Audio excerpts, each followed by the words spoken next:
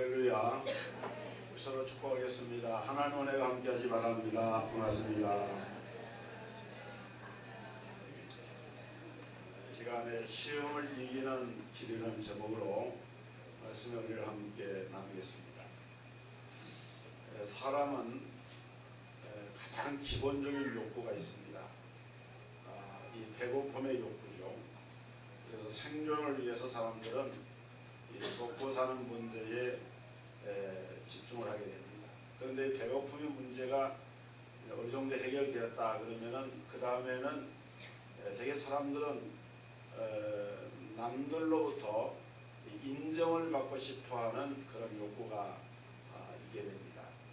그래서 명예를 추구하게 되고 감투 쓰는 것을 또 이렇게 좋아하게 되고 뭔가 이렇게 높아지고 싶고 또는 지배하고 싶고 또 영광을 받고자 하는 그런 욕망들이 그 안에 들어 있습니다. 이것은 어른도 마찬가지고 아이들도 마찬가지고 아이들도 자기를 인정해주고 자기 존재에 대해서 이렇게 알아줄 때 아이들이 굉장히 좋아합니다.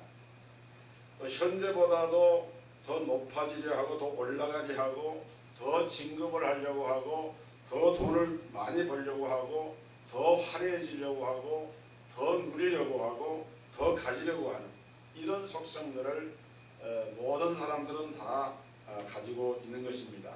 이런 속성을 가리켜서 출세지향적인 욕망이라고 이렇게 말하기도 합니다. 그러니까 사람이 출세를 한다라고 하는 것은 굉장히 매력적인 것이죠. 출세를 하게 되면은 화려해지고 주위에서 사람들이 몰려오고 또 좋은 것을 가지고 오고 좋아서 좋은 말만 또 하게 됩니다.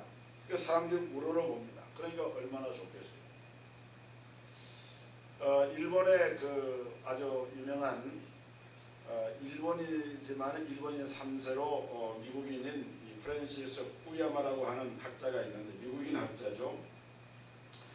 이 사람이 1992년도에 출간해낸 책 한 권이 단번에 그야말로 세계적인 석학으로 인정을 받게 된 그런 책이 있습니다.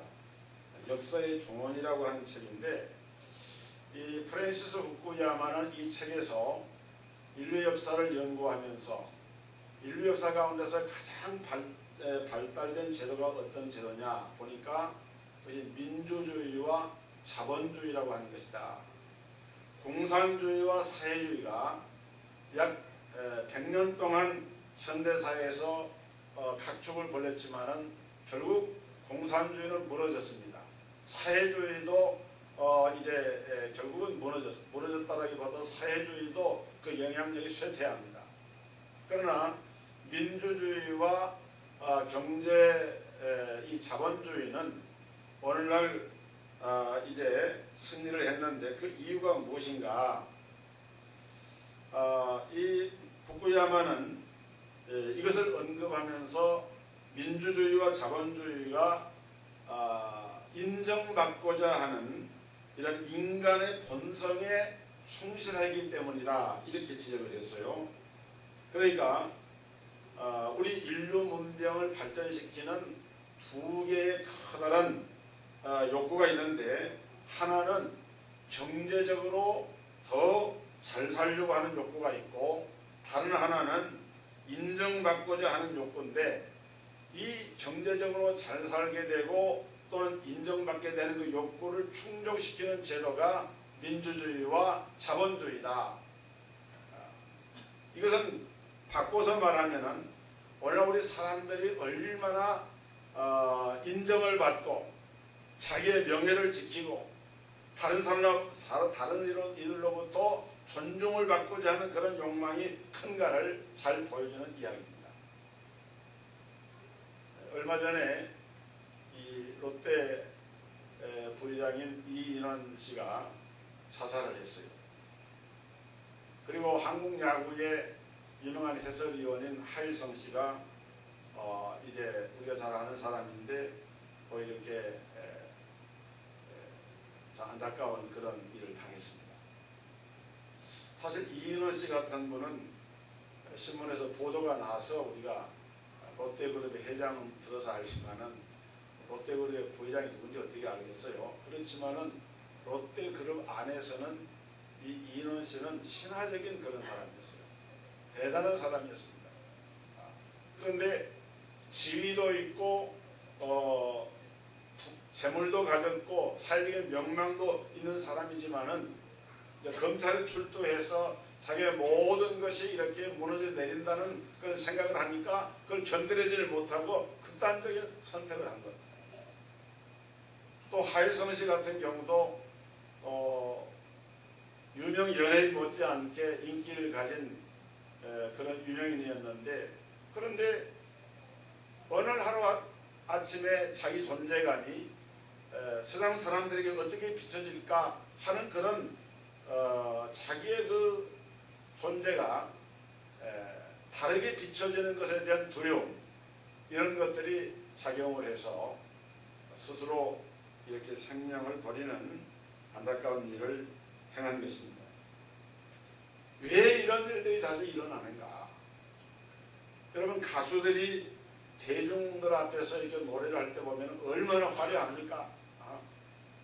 백댄서들이 춤을 추고 화려한 조명이 있고, 그 다음에 청중들이 박수갈채를 보내고 환호를 하고, 그러면은 그 인기와 그 명예와 그런 것들을 정말 그 누려보지 않은 사람은 그 느낌을 가질 수 없다는 거예요. 그래서 이런 인기가 계속이 돼야 되는데, 인기라고 하는 것은 문자 그대로 인기입니다. 어느 순간에 그냥 거품처럼 사라질 수가 있어요. 그러니까 어느 날 인기가 떨어지고 대중들에게서 이게 멀어진다고 하는 생각을 가지게 될 때, 그때부터 마음속에 초조해지고 불안해지고, 그리고 현실 생활이 정이 안 되는 거예요. 그래서 인기 연예인들이 대마초라든지 이런 마약을 복용을 하면서 그런 어떤 환타지를, 약물을 이용을 해가지고 대신해서 얻고자 하는 그런 유혹 때문에 결국은 어려운 일을 만나게 되고 또 스스로 불행을 자초하는 그런 이제 전략을 하게 됩니다. 그래서 어떤 가수가 이런 말을 했다 그래요. 내가 지금 누리고 있는 이 인기를 계속 유지만 시켜준다고 하면은 나는 내 영혼이라도 팔겠다. 이게 얼마나 무서운 말입니까? 인기에 목말라 하고 명예에 목말라 하고 감도 쓴 걸 좋아하고 뭔가 자기 존재감을 드러내고자 하는 그런 야심과 그런 마음들이 극단적인 그런 상태까지 나가게 하는 그런 결과를 가져오는 것입니다. 여러분, 그 치솟던 인기와 영광과 박수가 어느 날 한순간에 사라진다고 하는 것을 상상해 볼 때 얼마나 초라해지고 끔찍한 일입니까? 그 사람들에게는 그것이 아주 무서운 흉물과 같은 거예요. 그런 말이 있습니다. 사성 장군이 별을 4개나 다는 그 사성 장군이 이 전역을 하면서 군복을 벗을 때는 별이 떨어지지 않습니까?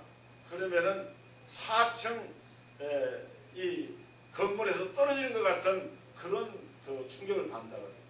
삼성 장군은 3층 높이에서 떨어진 것처럼 그런 느낌을 받는다고 합니다. 사람들은 조금씩 차이는 있겠지만은 오늘날 이 시대 사람들이 가장 많이 당하게 되는 유혹이 있다고 하면 그것은 바로 그 영광과 명예에 대한 것이고 출세에 대한 유혹입니다. 오늘 성경을 보면은 예수님께도 그런 유혹이 왔습니다. 어느 사탄이 예수님을 이끌고 높은 산으로 올라갔습니다. 그리고 예수님을 향해서 천하만국을 다 보여주면서 나에게 절을 하면은 이 모든 것을 내가 너에게 주겠다라고 하면서 유혹을 했습니다. 어려울 것도 없잖아요. 한 번 딱 절하면은 천하만국의 영광을 다 주겠다. 얼마나 달콤한 유혹입니까? 그러나 바로 이것이 영광의 시험이라는 것입니다. 그런데 이런 유혹을 받았을 때 구체적으로 이런 유혹이 어떤 방식으로 우리에게 오는가를 우리가 바로 알아야 합니다.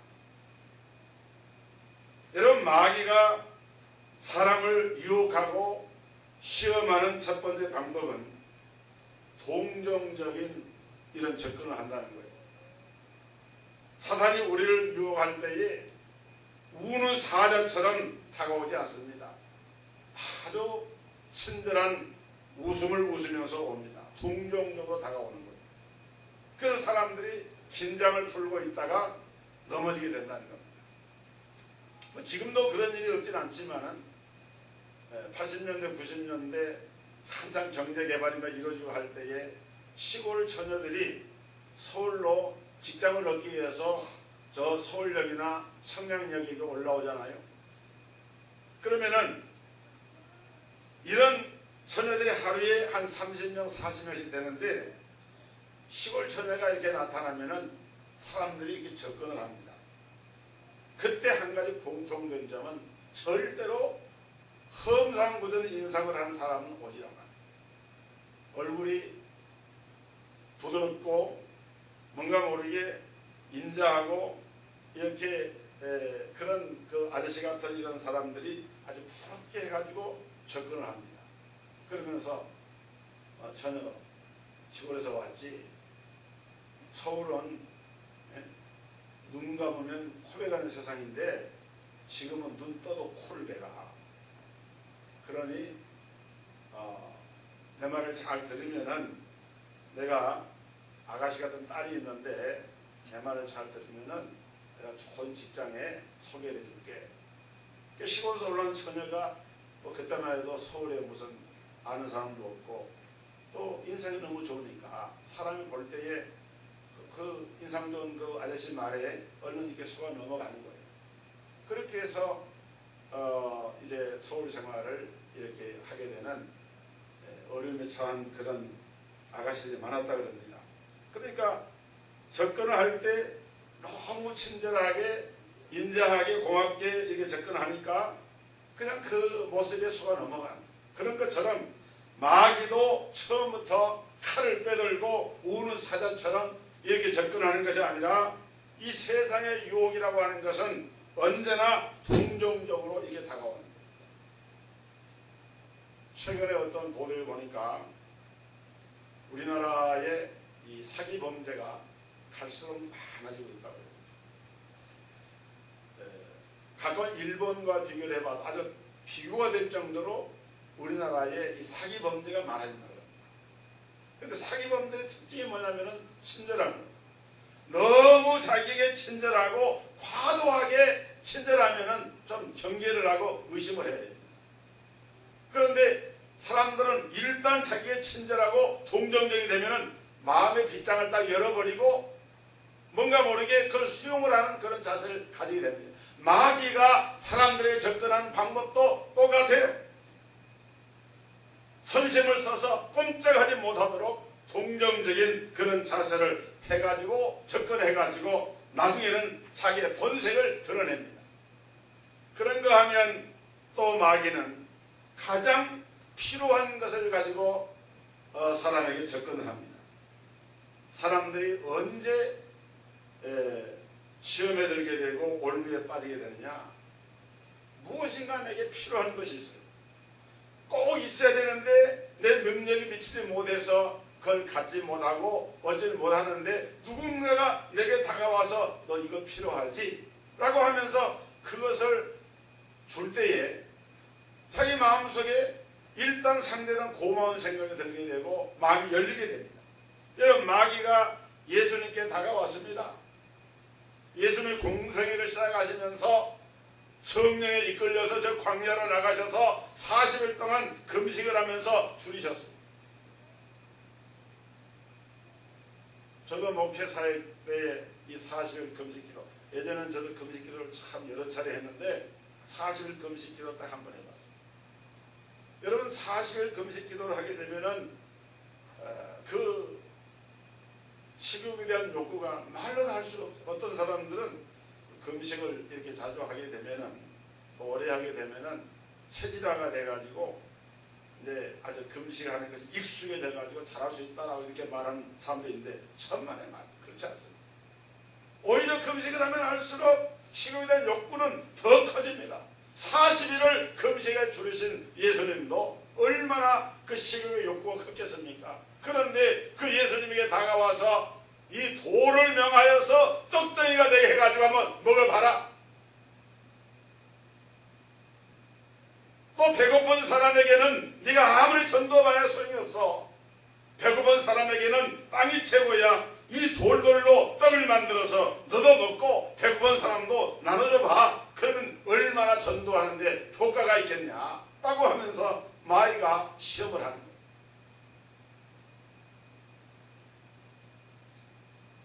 저도 목회를 이제 오래 해보니까요, 예전에 이렇게 교인 가정들이 많을 때는 어려운, 정말 이렇게 경제적으로 생활이 궁핍하고 어려운 그런 분들이 이렇게 들어있어요. 그러면 가서 신방할 때 목회자로서 그런 유혹을 받을 때가 있습니다. 어려운 과정을 위해서 그냥 기도만 해주고 나오기가 민망스러운 거예요. 뭔가 있으면은 좀 먹을 것도 주고 직장도 줄 수 있다면 얼마나 좋을까. 좀 생활의 터전을 이렇게 이룰 수 있는 그런 어떤 그 계기를 만들어주면 얼마나 좋을까. 그런 간절한, 그런 안타까운 그런 마음이 목회자에게 있어요. 이것은 아주 절실한 문제입니다. 그래서 예전에는 교회가 이 구호물자 같은 것을 많이 나눠줬습니다. 6.25 전란 후에 우리나라가 한참 어려울 때는 교회가 구호물자 주는 장소가 되게 되었어요. 왜냐하면 현실적으로 그런 가난하고 어려운 사람들에게는 그런 것이 필요한 것 아니겠어요. 지금 우리나라가 먹고 살만해지니까 그렇지, 사실 그 당시에는 가장 기본적인 이런 생존을 위한 그런 식량마저 얻지 못한 사람들이 많았습니다. 또 그럴 뿐만 아니라 목회자가 신방을 가서 병자를 위해서 이렇게 기도하고 예배드리고 나올 때 병자를 위해서 기도하고 안수 기도하면은 그때 병자가 바로 낫고 고침을 받으면 얼마나 좋겠어요. 그냥 목사님 저도 기도하면서도 또 하나님 역사하시면은 병자가 치료되기도 하지만은, 그러나 하나님께서 하실 일이 되기 때문에 그것을 장담할 수가 없는 거예요.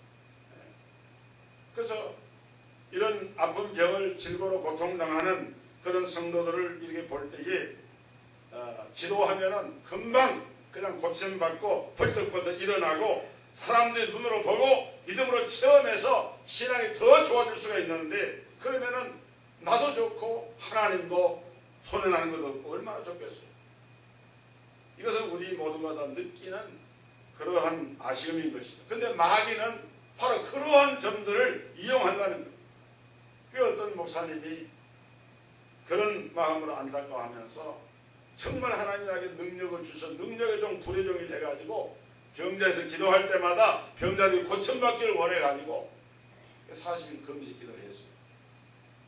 하나님 나에게 병 고쳐 은사를 주셔서 많은 병자들을 고치게 해주옵소서. 그 마음의 심정은 저도 목회자로서 이해가 가지만은 그것도 하나의 유혹인 겁니다. 금식을 하나 고생을 했지만은 40일 금식 기도를 하고 났는데도 무슨 능력이나 이런 것이 나타나지 않는 거예요. 여러분, 목사가 할 일은 병을 고치는 것이 아니고 복음을 전하는 일입니다. 병을 고치는 것은 그것은 복음을 전하기 위한 하나의 수단으로서 하나님의 은사로서 주시는 것이지, 그것이 목사에게 주어진 본래의 사명과 목적이 그것이 아니라 그 말. 복음을 전해서 사람의 영혼을 죄사함 받고 구원받도록 이끄는 것이 목사의 사명인데, 우리가 이 점을 명심해야 되는데, 이 사실을 마귀는 교묘하게 숨겨가지고 사람의 마음속에, 최종들의 마음속에 유혹을 해서 이와 같이 시험하는 경우가 많다는 겁니다. 여러분, 마귀가 예수님을 이끌고 높은 산 위로 갔어요. 가서 말하기를 내게 절하면은 내가 천하의 모든 영광을 너에게 주겠다. 이 유혹이 여러분 얼마나 큰 유혹입니까? 내게 한번 잘 해봐라. 그러면 내가 세상에서 화려하게 성공하도록 해주겠다. 마귀는 지금도 나에게 꼭 절실하게 필요한 것, 있어야 할 것을 가지고 다가와서 그렇게 시험을 한다는 거예요. 그런가 하면은 오늘날 마귀는 우리를 시험할 때 가장 가능한 것을 가지고 접근해 옵니다. 사탄이 사람들을 유혹할 때에 어리석은 것을 가지고 오질 않아요. 여러분, 사탄이 오늘 우리에게 시험할 때 예수님처럼 야, 너 이 돌을 명하여서 떡이 돼서 먹어봐라, 이런 시험은 절대 하지 않습니다. 왜냐하면 우리는 아예 그런 것을 할 수가 없기 때문에 그런 거예요. 농사짓고 사는 농부에게 야, 너 공금횡령을 해가지고 한번 좀 멋지게 한번 살아봐라, 이렇게 유혹하지 않습니다. 왜? 농부는 흙을 만지지 돌을 만지지 않습니다. 예수님께는 기적의 문제를 가지고 찾아와서 유혹을 했습니다. 그것을 예수님께는 얼마든지 그것이 할 마음만 가지면 가능한 일이기 때문에 그랬습니다. 매일같이 돈을 만드는 사람에게는 돌을 가지고 떡을 만들어라, 이런 요구하지 않아요. 너는 그 돈을 가지고 공금을 횡령을 해라, 이렇게 유혹을 한다 그 말이에요. 그러니까 여러분, 공무원 같은 이런 사람들에게는 이권 문제가 있잖아요. 서류를 통해서 어떻게 글을 작성에 따라서 이권이 이렇게 가기도 저렇게 가기도 합니다. 그러니까 이런 공무원들에게는 이권 문제를 가지고 유혹을 하고 시험을 합니다. 다시 말하면 내가 할 수 있는, 내게 가능한 그런 것들을 통해서 마귀는 우리를 시험을 하는 거예요. 여러분, 이처럼 마귀의 시험을 받게 될 때에 우리 어떻게 이런 시험을 극복할 수가 있겠습니까? 오늘 성경을 보니까 우리 예수님께서는 집요하게 찾아오는 이 유혹을 물리치는 방법 세 가지를 우리에게 보여주고 있는데, 첫째는 아니요 라고 하는 그와 같은 방법입니다. 여러분, 우리 예수님은 마귀가 세 차례나 나와서 예수님을 향해서 유혹하는 시험을 했을 때 예수님은 단호하게 아니요 라고 했어요. 한번 따라합시다. 아니요. 이게 중요합니다. 왜냐하면 우리 예수 믿는 성도들에게 예와 아니요가 분명해야 되는 거예요. 내가 예해야 할 때는 분명하게 예 하고 아멘 하고 대답을 하고, 아니요 라고 해야 할 경우에는 분명하게 아니요 하고 대답을 해야 돼요. 여러분, 오늘날 이 시대에는 특히나 더 그런 것이, 예를 들어서 자기에게 윗사람이 어떤 청탁을 하는데 아니요 그렇게 말하기가 쉽지가 않아요. 가까운 친척이 와서 간곡하게 부탁을 하는데 아니요 라고 말하기 어렵습니다. 친구가 와서 진지하게 부탁을 해옵니다. 돈을 싸들고 찾아와서 넌지시 건네줍니다. 그것을 단호하게 뿌리치면서 아니요라고 말하고 이렇게 하기가 쉽지가 않다는 거예요. 우리 속담에 10번 찍어 안 넘어가는 나무가 없다. 시험하는 사람들은 한 번 하면 두 번 하면 세 번 계속 하면은 이 사람은요 약하기 때문에 마음이 흔들립니다. 그래서 처음에는 마음을 굳게 했다가도 여러 차례 반복하다 보면은 우물쭈물하게 되고, 다음에는 묵인하게 되고, 그 다음에 함께 말려들게 되고, 그런 나중에는 큰 봉변을 당하게 되는 그런 결과를 가져옵니다. 그런데 우리 예수님은 세 번의 모든 시험을 당할 때 단 한마디로 아니다 라고 주님은 선언하신 거예요.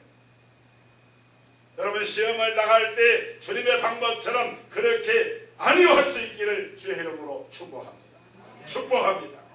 우리가 그래야 신앙생활. 그러나 또 한 가지는 예수님은 말씀으로 물리치신 거예요. 마귀가 와서 솔깃하게 유혹할 때 예수님은 그 세 번의 모든 시험을 무엇으로 물리쳤느냐? 말씀으로 물리쳤어요.